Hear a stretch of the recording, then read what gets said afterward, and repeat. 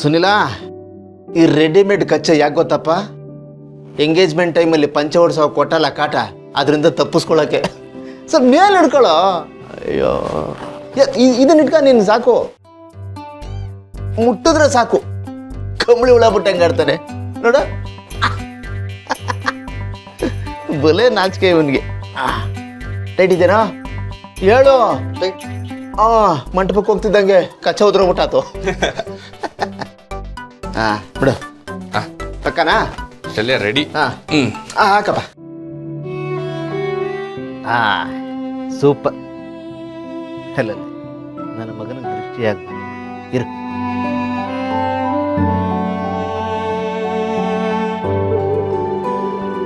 ಈಗ ಹಾರ ಹಾಕ್ಬಿಟ್ರೆ ಮದುವೆ ಗಂಡು ರೆಡಿ. ಸುನಿಲ, ಈ ಮದುವೆ ಗಂಡಿಗೆ ಹಾರ ಯಾಕೆ ಹಾಕ್ತಾರೆ ಗೊತ್ತಾ?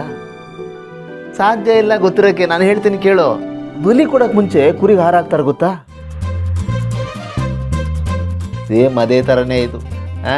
ಮದುವೆ ಗಂಡಿಗೆ ಹಾರ ಹಾಕಿದ್ರೆ ಬಲಿ ಕೊಟ್ಟಂಗೆನೆ. ಸೇಮ್ ಕಾನ್ಸೆಪ್ಟು, ಕ್ಯಾರೆಕ್ಟರ್ಸ್ ಮಾತ್ರ ಚೇಂಜು. ಅದು ಬಲಿ ಕೊಡೋದು, ಇದು ನಾವಾಗ ನಾವೇ ಬಲಿ ಆಗೋದು. ಇದೊಂದು ಆಗ್ಬಿಟ್ರೆ ಎಲ್ಲ ಮುಗೀತು. ಖೇಲ್ ಖತಮ್, ನಾಟಕ ಬಂದ್. ಇದೆಲ್ಲ ಆಲ್ರೆಡಿ ನಿನಗೆ ಸ್ವಲ್ಪ ಹೇಳಿದ್ದೀನಿ ಎಂಗೇಜ್ಮೆಂಟ್ ಟೈಮಲ್ಲಿ.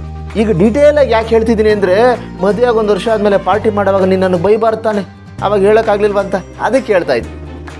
ನೋಡು ಸುನಿಲ, ಈಗ ನೀನು ಹಸೆ ಮನೆ ಮೇಲೆ ಕೂತ್ಕೊಂಡು ತಾಳಿ ಕಟ್ಟಿದೆ ಅಂದರೆ ಅಗ್ರಿಮೆಂಟ್ ಪೇಪರ್ಗೆ ಸೈನ್ ಆಗ್ದಂಗೆ, ನಿನಗೆ ನೀನೇ ಬೇಡಿ ಹಾಕ್ಕೊಂಡಂಗೆ, ನಿನಗೆ ನೀನೇ ತಲೆ ಕೊಟ್ಬಿಟ್ಟು ನಾನು ಬಲಿ ಆಗೋದಕ್ಕೆ ರೆಡಿ ಅಂತ ಶಾಸ್ತ್ರೋಕ್ತವಾಗಿ ಹೇಳ್ದಂಗೆ. ಓಕೆನಾ?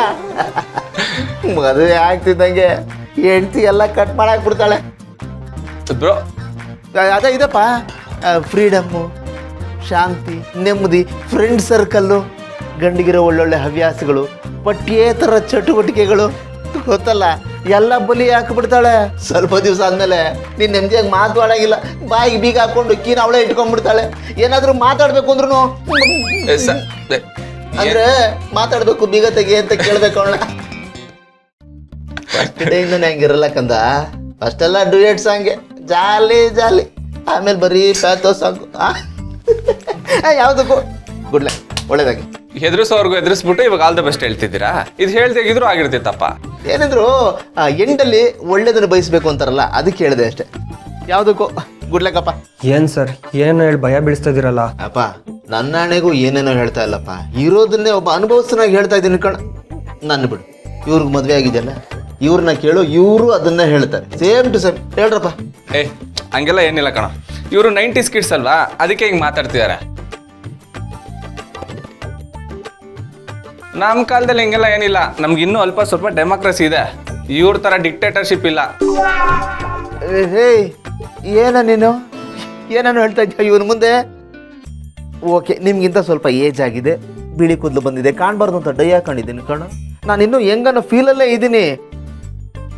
ಕಣ, ಎಲ್ಲ ಕಡೆ ಫುಲ್ಲು ಹಸಿರು ಮಯ, ನಿತ್ಯ ಹರಿದ್ವರ್ಣ ಕಾಡು. ಏನ್ ಬ್ರೋ, ಏನ್ ಹೆಸರಾಗಿದೆ? ಅದ ಅರ್ಥ ಆಯ್ತು. ಆದ್ರೂ ಬ್ರೋ, ನಿಮ್ಮ ಸ್ಪಿರಿಟ್ನ ಮೆಚ್ಚಲೇಬೇಕು.